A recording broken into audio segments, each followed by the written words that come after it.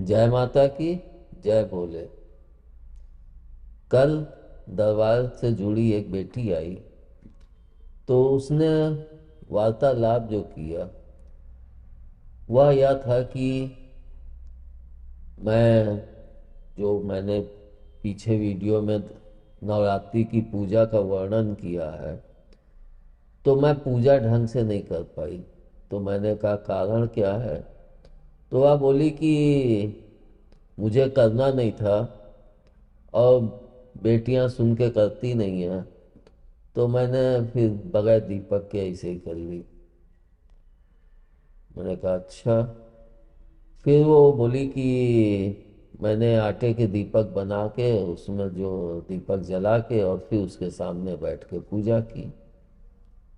मैंने कहा तू तो कह रही है कि मुझे करना नहीं था तो दीपक नहीं जलाया और फिर कह रही है कि मैंने आटे के दीपक बना के और उसमें दीपक जला के और पूजा की जब किया। तो तूने तो दीपक बना लिए फिर क्यों। तो बोली नहीं वो मेरे को अंदर से हुआ कि आटे के दीपक बना लो उसमें जलाओ और फिर। तो मैंने कहा फिर उस दीपक का तुमने क्या किया। तो बोली उस दीपक का मैंने मिला के लोई बना के और रोटी सेक के और गाय को खिला दी। तो मेरे को थोड़ा सा क्रोध भी आया कि ये क्या कर रहे हैं, क्या सब दुनिया में क्या चल रहा है। हाँ? आटा प्रभु ने बनाया है इंसान और किसी भी चीज को खाने के लिए, चाहे वह पशु हो चाहे पक्षी हो, सभी आटे को भोजन के रूप में ग्रहण करते हैं। और हम उसका दीपक बना के और उसको प्रज्वलित करके तो उस अन्न का अपमान नहीं कर रहे हैं। फिर मैंने कहा कि देखो बेटा, जो तुमने दीपक बनाए ऐसा तो नहीं था वो कि तुमको कानपुर के अंदर दीपक नहीं उपलब्ध थे। तुम दीपक ले सकती थी। बेटियों को थोड़ा सा अपने कंट्रोल में, थोड़ा सा उनको समझा के अपने कंट्रोल में करो। इतना तो प्रभु के मार्ग में जब माँ चल रही है तो पिता चल रहे हैं तो क्या बेटियां जोत भी नहीं जला सकती, दीपक भी नहीं जला सकती। इतना भी अगर तेरा कहा नहीं सुनेंगी तो आगे ये बेटियां तुम्हारे लिए कभी सोच भी नहीं पाएंगी। तो उनको थोड़ा सा संस्कार दो और थोड़ा सा उनके ऊपर टाइट भी। फिर दीपक तुमने जलाए, तुम्हारे घर के विषय में तो नहीं, वो तो तुम्हारा और तुम्हारे हस्बैंड का काम है उसको संभालना। लेकिन दीपक तुमने जलाए, मैं उसका जो हानि है वो तुम्हें बताता हूँ। सर्वप्रथम जो हानि है, क्योंकि अन्न क्षुधा पूर्ति के लिए होता है ना कि दीपक जलाने के लिए। अब मैंने उस आटे को दीपक बनाया और फिर उसमें ज्योत प्रज्वलित की, मतलब दीपक प्रज्वलित किया। उसके बाद उस आटे से जब दीपक प्रज्वलित हुआ तो धीरे धीरे कुछ ना कुछ आटा जलता है, मैं वो भी छोड़ता हूँ। लेकिन जैसा कि मैं कहता हूँ कि जब दिवाली में दीपक जलाते हैं तो उसको आप ऐसे ही मत तोड़िए।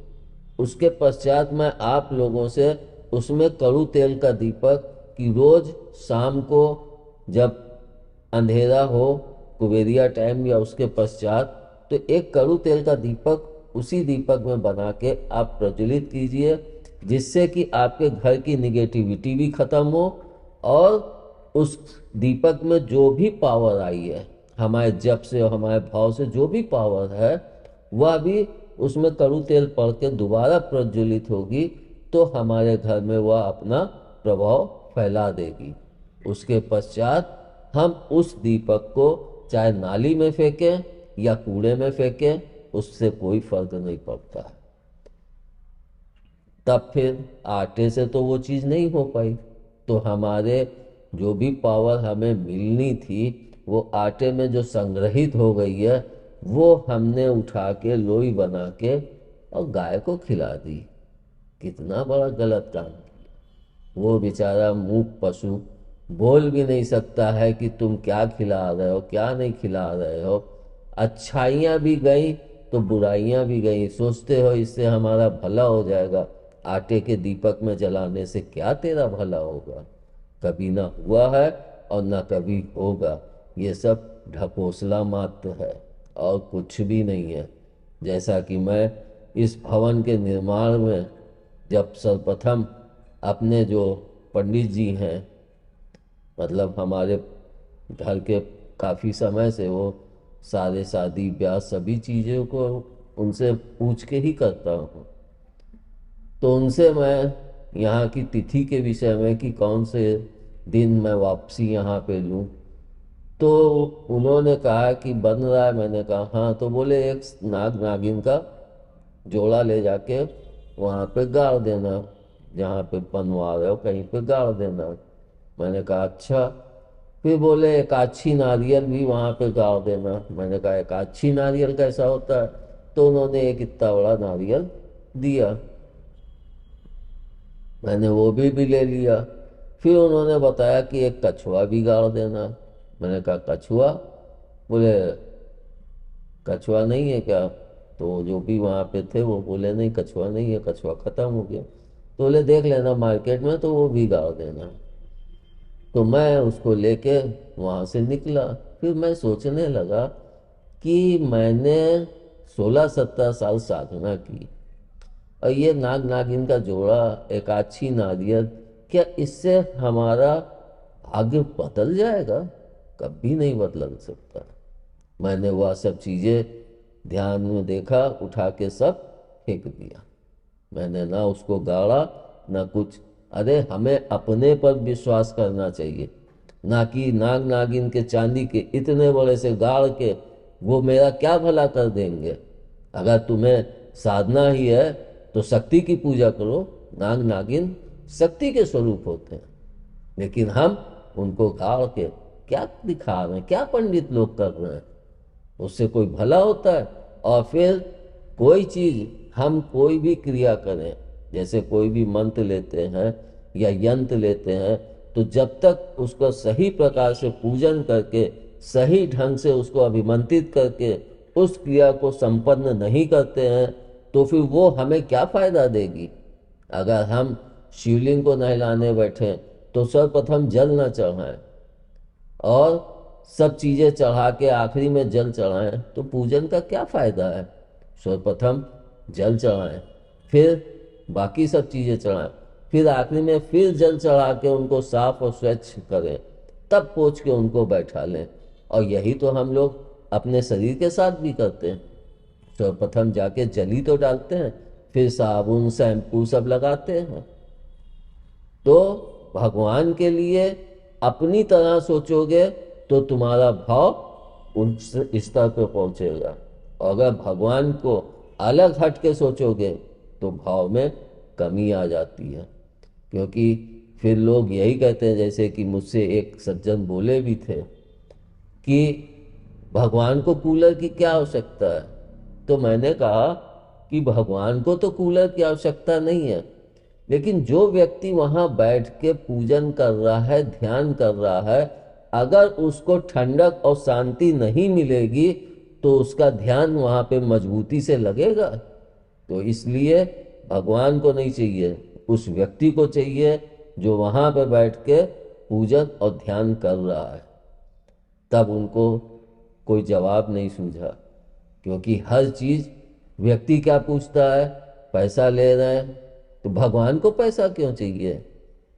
अरे भाई, भगवान को नहीं चाहिए, जो व्यक्ति भगवान की सेवा कर रहे, वहाँ का देखभाल के लिए, उसको अपने परिवार को चलाने के लिए, भगवान के साथ श्रृंगार के लिए, और फिर जो है वो अपने भाव से देना।